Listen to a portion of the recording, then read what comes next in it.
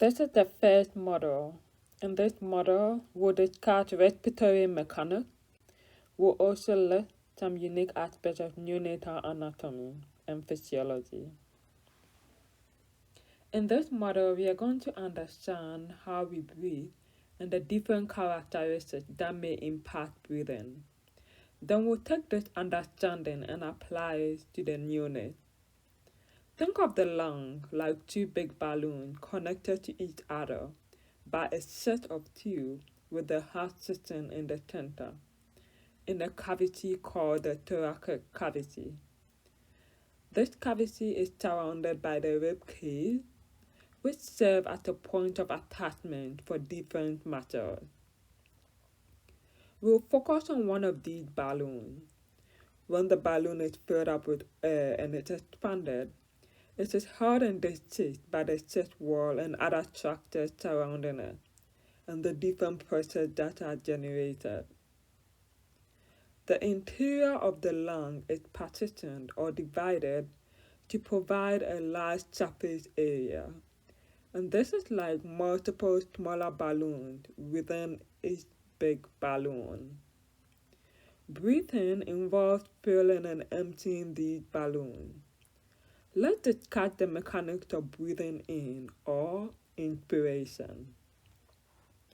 During inspiration, the normally curved diaphragm, which is the muscle that separates your thoracic cavity from your abdominal cavity, contracts, stretches, and pushes the abdominal content downward. At the same time, the ribs are lifted upward and outward. Together, this increases the volume of the thoracic cavity. Other muscles, called intercostals, may help with breathing in during exercise or respiratory distress. The increase in volume of the thoracic cavity causes the pressure in the lungs to become lower than the pressure outside. This change in pressure, or what we call the pressure gradient, causes air to move from outside through your nose into your lung. Now, let's talk about breathing out or expiration. Think about a balloon again. Before you can fill up a balloon, you need to work hard to blow air into it, and the balloon stretches out and becomes bigger. Once you release your hand from the opening, the balloon deflates on its own or recoils, and the air moves from inside the balloon where the pressure is higher and escapes outside. This leads us to the term elastic recoil. Elastic recoil is the tendency of elements in the chest wall and lung that are stretched during inspiration to snap back or recoil to their original state at the end of expiration. Same with the lung. After you have breathed in so much air, the lung stretches out and the pressure within the lung becomes higher than the outside pressure. The diaphragm relaxes and returns to its curved shape, pushing against the lung.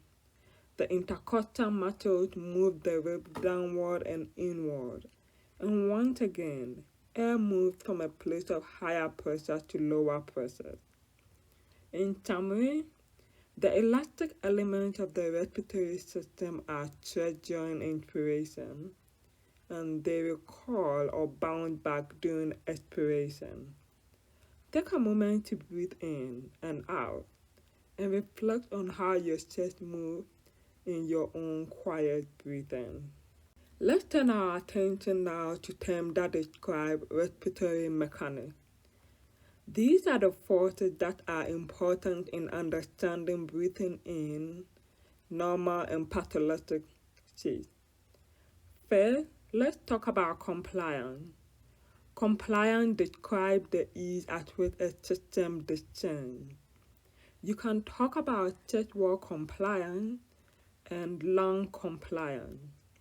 For the lungs, think about compliance as the volume that you gain by instilling a certain amount of pressure. Mathematically, this is delta V over delta P, or in other words, change in volume over change in pressure. At a whole, the more compliant a lung is, the easier it is to fill with air, and conversely, the less compliant a lung is, the harder this is. Another important term is functional residual capacity, also known as FRC. At any given time, there are forces that promote the lung staying open and forces that promote it collapsing. The resting volume of the lung, determined by the balance of forces that promote expansion with those promoting collapse, is called the functional residual capacity, or FRC. Now, the lung is not just a big balloon, and when you look inside, there are millions of interdependent tiny little air sacs or bags called alveoli. The force that drives the collapse of alveoli is called surface tension. On the inner layer of these tiny bags, there are liquid molecules which attract each other. This attractive force is referred to as surface tension, which is also a collapsing force. The smaller the alveoli, the closer these forces attract each other. Therefore, the higher the collapsing forces, and the harder it is to keep the alveoli open. The larger the alveoli, the lower the collapsing forces, and the easier it is to keep open. Surfactant is a substance produced by cells in the lung. This also lines the inner layer of the alveoli and tries to reduce the attractive forces. It reduces the surface tension, prevents alveoli from collapsing, and increases its ability to fill with air. When there is little surfactant, for example, in premature neonates, there is an increase in surface tension and an increase in the collapsible forces. Therefore, to keep the alveoli open, you need an expanding force that is equal to the collapsible force. This is where assisted ventilation, or bubble CPAP, comes into the picture. CPAP provides this expanding force. Once the lung is open, the alveoli is larger, so less expanding force is needed to keep it open. This concept is described by Laplace's law. A final idea to discuss is resistance. Resistance means the opposition to the flow of air due to the forces of friction. There is resistance that occurs between moving molecules in the gas stream and between these moving molecules and the wall of the respiratory system. There are tubes between the lungs at various levels. These serve as the conducting airways which connect the gas exchange units to the outside air, provide greater resistance during exhalation than during inspiration. This is described by Pucci's law, illustrated here. Because of the small diameter of the airways in the lungs of the newborn infant, even a small narrowing will result in a marked increase in resistance. Resistance increases to the fourth power as the airway is narrowed, which is very significant. The respiratory system of a newborn, especially that of a premature newborn, differs in terms of anatomy, compliance, and resistance. Now you understand these words. This can make them more susceptible to respiratory failure. Let's talk about some of these differences. We are going to differentiate between the adult and the neonate. And when we think of the chest wall, adults have a more ellipsoid and oblique rib, and this is sufficient for airway mechanics. The chest wall of the neonate is a little bit different. It's more cylindrical, the ribs are more horizontal and very compliant.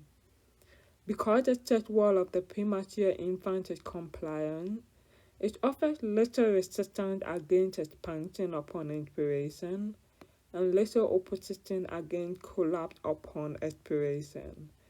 This collapse at the end of expiration can lead to atelectasis. And then when we come to the intercostal, which are the muscles lining the chest wall, for the adult, it helps with enough elevation of rib.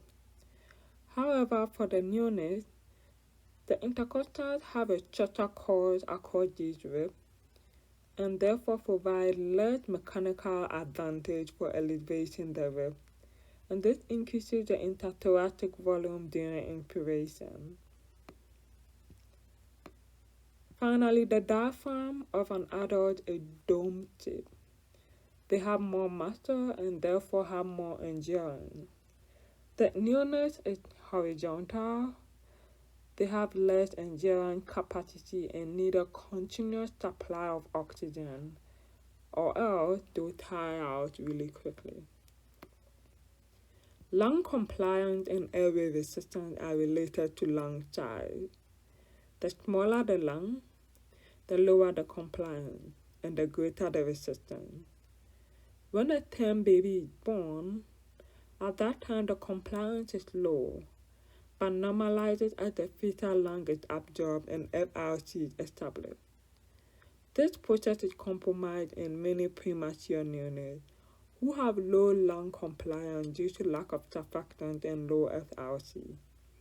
This brings us to the end of the first video in discussing respiratory mechanics.